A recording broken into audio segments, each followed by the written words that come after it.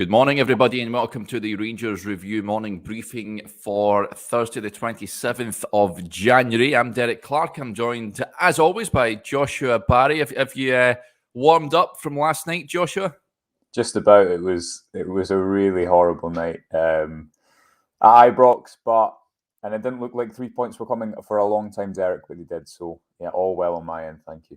Yeah, we'll look at the match in closer detail shortly. Before we do that, folks, if you haven't already done so, if you're watching us on YouTube, just hit that subscribe button so you'll never miss a video when we go live. And also that January offer, just a few days left to take advantage of that. It's absolutely free for the first month of the Rangers Review site. Just head over to rangersreview.co.uk/subscribe. I very much urge you all to do just that. Okay, then, it was a big 3 points for Rangers last night, Joshua. The performance wasn't the best, it's fair to say.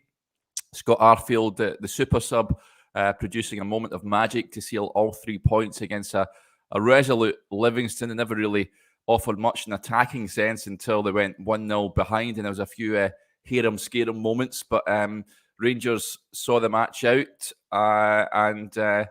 yeah, it was one of those ones. I think if they go on and win the league title, they may look back on its results like that win league titles, but it wasn't pretty, was it? Oh, it was far. Just before I go into it as well, it's worth mentioning we've just got a new offer today, Derek, and you can sign up and enter to win a signed first team shirt and get access to the Rangers Review, just £1 for 6 months. So £1, you get entered into a raffle to win a signed first team shirt and get to try out our work for 6 months. So just while it's on my head, in terms of last night, it was it was pretty terrible. I guess you've got to factor in the absentees. Rangers, Van Bronckhorst, he's a couple of times he's come into the press room after now and kind of being like, "Oof, well, that wasn't great, was it?" And being honest, which I think you always appreciate in a manager. And last night he did mention that Livingston, the way they set up, kind of limited Rangers in some ways. Asked him about that. He spoke about his midfield selection. I know he got a lot of criticism for that, but although it's two defensive-minded midfielders, he had a lack of options. That's what he cited. And Glenn Kamara was meant to be playing slightly higher in that first half and trying to burst beyond. David Martindale also came in to speak to the press and said that because of the absentees, he felt he could be a little bit more adventurous. And I know his side get forced into a low block, as he would say, because Rangers are going to dominate the ball. But you could see that they, I think they set up quite aggressively and they stopped Rangers getting the ball into the box. Rangers didn't have a chance for 25-30 minutes last night, Derek. So yeah, it wasn't great, but just as it felt very much like the Dundee United game. And I think what I mean by that is that the tempo wasn't great from Rangers unless they got the ball to either wing, specifically Fashion Sakala. But because Sakala and Wright were wide, Rangers didn't have a really threat in behind, which limited the space that they could play within because Itten wasn't stretching the defence. So yeah, it wasn't a game I think we can necessarily learn that much from. I thought Sakala did well. He looked like a bit of a one-trick pony at points, but I thought he really improved as the game went on. Should have had a goal. And yeah, 3 points are the all-important thing. You have games like that in a title race, but I think that shows that Rangers do need maybe a couple of additions before Monday night, Derek, when the window closes. Yeah, I think we're all in agreement with that. What did you make of the team selection? I thought it was great to see Alex Lowry given a start, and he was given it the full game. I thought, again, some great touches from him. Still learning, of course, just new to senior football, but I thought he was terrific. Sakala as well was just probably shaded it for my man of the match. That aside, and Neil McCann sort of summed up when he mentioned at halftime, Rangers were almost out with the game, almost, that they wasn't much penetration, but they managed to get the job done in the end. But in terms of the team selection, and there was a lot of debate last night with regards to the two defensive midfielders, Joshua. Yeah. For me, James Sands, it's early days, of course, but I'm not too sure Rangers really needed him there at that point. I know you mentioned he wanted to push Glenn Kamara further forward. It didn't really work for him last night for me. Yeah, I mean, I think for me, if you look at the Stirling Albion game when Rangers started 3 centre-backs and a defensive midfielder, you could say, what's he doing? that's a terrible idea. But I think often what Van Bronckhorst is trying to do, because he keeps his midfield higher, so normally it would be Arfield and Aribo, and he keeps his wingers higher. And last night he said he wanted to get his fullbacks higher, which was in part the reason for starting Sands. And listen, Sands is that type of player that he fills space as well, and he'll do boring things that won't necessarily excite people. I got a tweet last night at full time that said, "At least we can write him off now," which I just had to laugh at after 2 90-minute performances, as if one wasn't vindication enough to write him off. But I think it would just take a bit of time, like a new signing. Obviously, I think he will have to develop, and we said this at the time of his signing, that kind of line-breaking pass. I think probably in a home game, playing alongside Glenn Kamara, at times they maybe were trying to do similar things, but if you look at Glenn Kamara in some home games he's played under Van Bronckhorst, he's not always playing the diagonals. Sands a lot of the time last night was actually playing Goldson to play into midfield. I'm not sure how many times he passed him, but you've seen it quite often in that first half. So it wasn't necessarily inspiring, but I think you can see what the manager was trying to do, and starting Sands and Kamara, Derek, I think he was just limited in the players he had available. Scott Arfield couldn't play a whole game. Who else should play at number 8? Well, should Sean Lundstram have got a shout? Should he be maybe feeling? Should he have every right to grumble that he wasn't given an opportunity last night? I think you could, if you're Lundstram on the bench, you could probably, look at other home games where you the Hibs and the Hearts ones where you have looked really good from the base of midfield. But equally, Derek, players are always better when they're out the side, and as well as I that Lundstram could well have started, and it could have been the exact same noises from should Sands not have started instead of Lundstram if he was ineffective. And Lundstram and Kamara didn't necessarily work against Dundee United. Sands and Kamara didn't necessarily work last night. But I think the biggest lesson from that for me, Derek, is that you do need to play only one of them in these home games, and you need to sign another player that can play at number 8, or get Joe Aribo back quickly. And he couldn't play last night because he'd been on a long journey back from the African Cup of Nations. But I think that side, Lowry in moments, that dribble at the start of the first half, and then a ball across the face as well in the second half, was just fantastic. You realise then, I don't think you quite seen the one-on-one threat to that extent against Stirling Albion, but that was really impressive. He gave Rangers just something a little bit different, and for me as well, quite a few times in transition, which he scored from, kind of a counter attack on Friday night. He was composed and he picked the right passes. So I thought he did really well, and tells you everything that he was kept on as Rangers were protecting the lead. He was kept on over Scott Wright on that right hand side. Yeah, I wanted to touch on Scott Wright, Joshua. A lot of comments are coming in. He never had these best of games last night, it's fair to say. He looks devoid of confidence at the moment, which, I mean, for a winger that they go through fits and starts at confidence, of course. But for Scott Wright, for me, a lot of supporters now making their mind up on him. It's a great opportunity for him to stake a claim out there. And he really had a chance last night to do so and show that he is a man on that right wing. But I don't think he done anything to persuade supporters that they don't need a better right winger in that position. Yeah, and so some players will just be those squad players that make an impact, and I guess you can't have 23 players who are at the same level, because then you'll have a lot of unhappy players who aren't playing the necessary games, and maybe that is the void that Wright will fill. He didn't have a good night, and you could see it started to, I think, get to him a little bit in his decision making. There's one moment where he blazes over. I think it was Lowry's cross. It was Sakala's actually. Sakala's cross, and he wasn't at the back post. And there's always going to be, I think, a player in that type of game that is a bit of a lightning rod.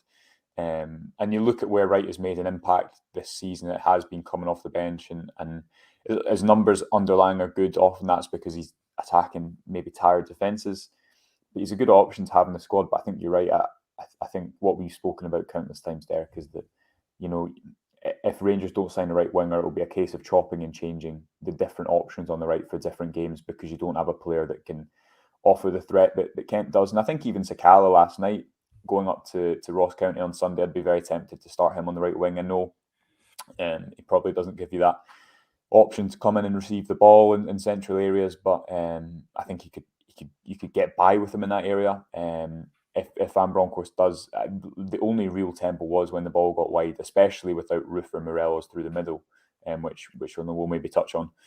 And Sakala did offer that. So yeah, Rangers found a way, and the good thing I think you'd say is that in these games now, 60 minutes, 70 minutes, you're thinking, oh, Van Bronckhorst himself said when we scored, there's only 50 minutes left. Yeah, absolutely. But I think you do have that kind of belief within this squad that they will be able to get results and find a way. And Dundee United, across from a specific area at hand, Scott Arfield's goal last night was fantastic, unorthodox, but one of these goals that kind of deserves to win a stuffy game like that. Yeah, but it's a contender for goal of the season for me. It's just that the technique is unreal. Colin Cameron gets in touch. Morning lads from Spain. Lowry and Sakala, very good last night. Totally agree, Colin. Tav also put in a great shift, which is underestimated at times. Do you think we can up the pace in midfield like Sakala has? That's the sort of touching on the point you made, Joshua. It was all a bit pedestrian at times, certainly in the middle of the park, and you can sense the crowd getting frustrated when that is the case.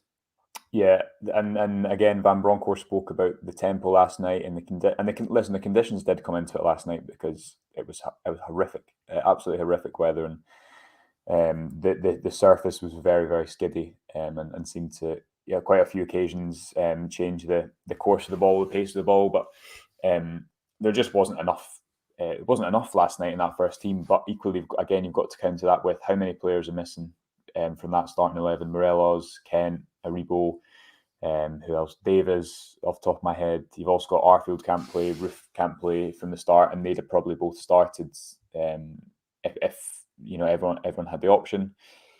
So Hollander, Balogun, I know they perhaps wouldn't have affected it in an attacking sense, but there's a lot of first team players out at the moment, and that was a lot of those players that started would not have been in your first choice starting 11 if and Van Bronckhorst had quite a settled squad for his first few games as well. It's important to remember. So yeah, there was a lack of pace in midfield. You really missed Joe Aribo. I thought Tavernier was good and provided a fantastic cross for Eton that he should have scored in the first half, but he didn't. And Sakala was just pretty relentless.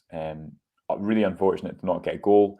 His manager still said after he wanted him to shoot more, but he was relentless. And in the end, those fullbacks getting involved. The fullbacks has been a really prevalent topic of conversation about how they're arriving more in the final third. They're not always up high and wide in possession. But that was something the manager spoke about after, and that's obviously the ball for Arfield, although it wasn't a looping cross from Barisic as we're acquainted to seeing, that would provide the goal.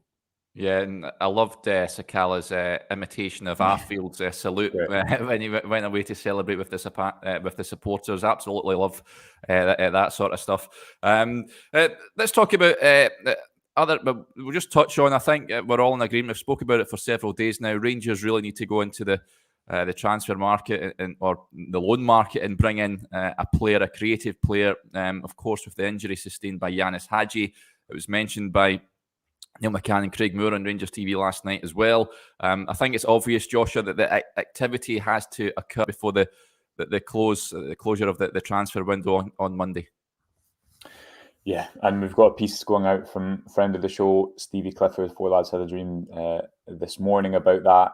Again, we could have told you that before yesterday, and listen, also, Rangers probably should have scored. I've not looked at the numbers yet, but you look at that chance in the first half that goes across the face of goal, and the second half, they won't get counted as the second one won't get counted as a chance because no one's on the end of it. But Rangers should have scored a few goals. It's not as if they had. Do they need a striker like what James says? Do you reckon they need to bring a striker in?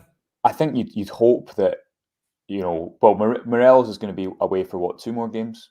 He'll start every game after that, and then you hope that Roof plays enough games after that. Eton's a difficult one because last night I did think on a few occasions in the first half, maybe 2 occasions, you could see what they were trying to do, and he dropped off and he tried to feed Sakala into the inside channel, and his link-up play looked good in those moments. But that aside, it was limited, and because Ethan doesn't give you that threat in behind, it allows the Livingston centre backs to just squeeze up, and no one was running beyond him from midfield. It's not Lowry's game to run over the top as an Aribo could or an Arfield could, and I think Rangers really lacked that because it allowed Livingston in the middle of the pitch to not worry about necessarily what was going behind them, because Wright and Sakala, they're just going up and down. They're not necessarily going in behind. So maybe there's an argument for that. I think Derek, as much as you need a right winger, you really, really need another player at number 8. A little bit of depth there. Lowry for me now, through the ability shown and taking his chance, but also because of pure necessity. Rangers really do not have any number 8s or many number 8s. But I think you need a starting right winger that can offer the threat Kent does, and Rangers. I'm sure there will be transfer business in the last few days of the window, but as it gets closer to the deadline, you can understand the kind of angst about a lack of players coming in. But yeah, you looked at the bench last night, Derek, and it wasn't a bench that you thought we've got lots and lots of options to change this. Yeah, that's what I go along the lines of Jimmy Duffy gets in touch. Some of those balls across the goal would have been meat and drink for Jermaine Defoe.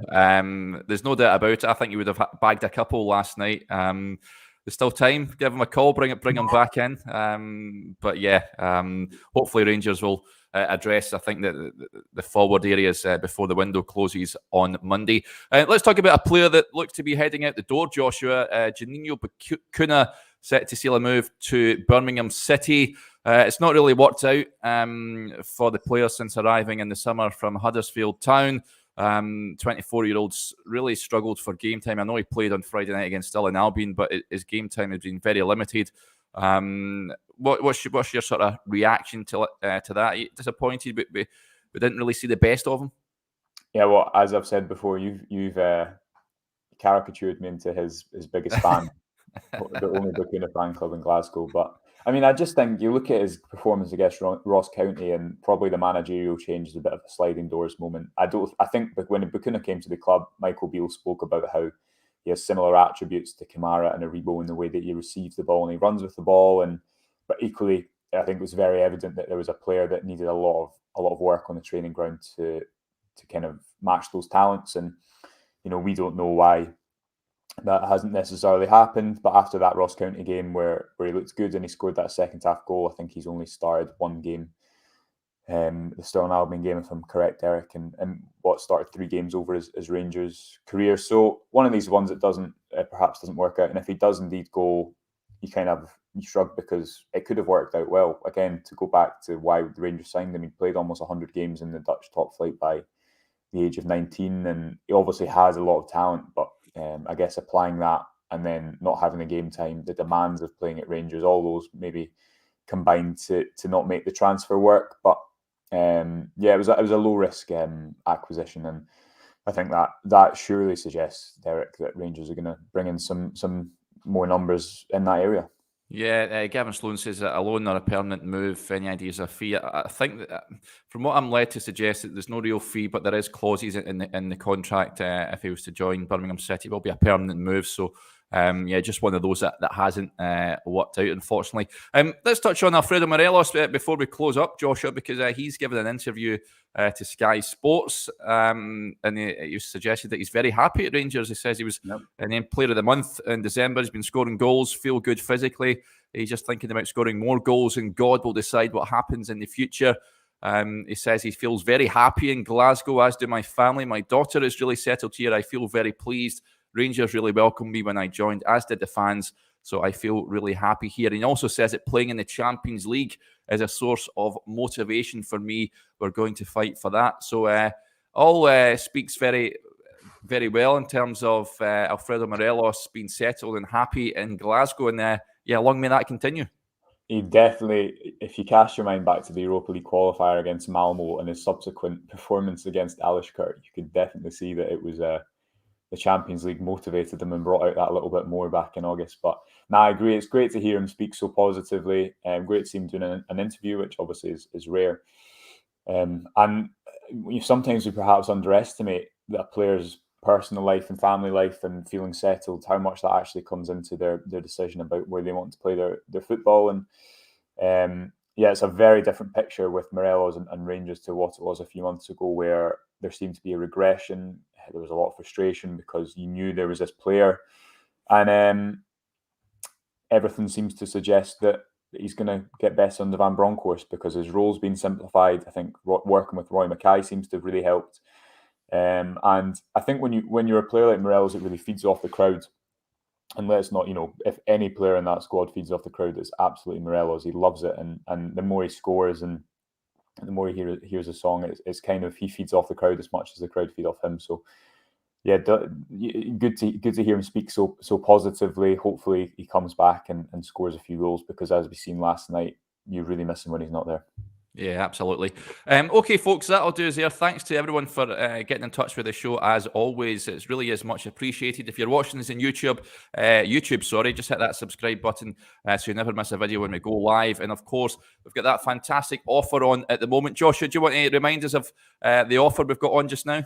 Yeah, you can head over to the Rangers Review, £1 for 6 months, and also get entered into a draw to win a first team signed shirt. So you get to try the website, see why we go on about it, why it's different, why we think you'll like it, for £1 as well, and you could win a nice little signed shirt as well. So what is there to lose, Derek? Absolutely. Sounds like a cracking prize. Okay, folks, that'll do us there. We'll be back again tomorrow to look ahead to the game against Ross County at Saturday lunchtime. But until then, enjoy the rest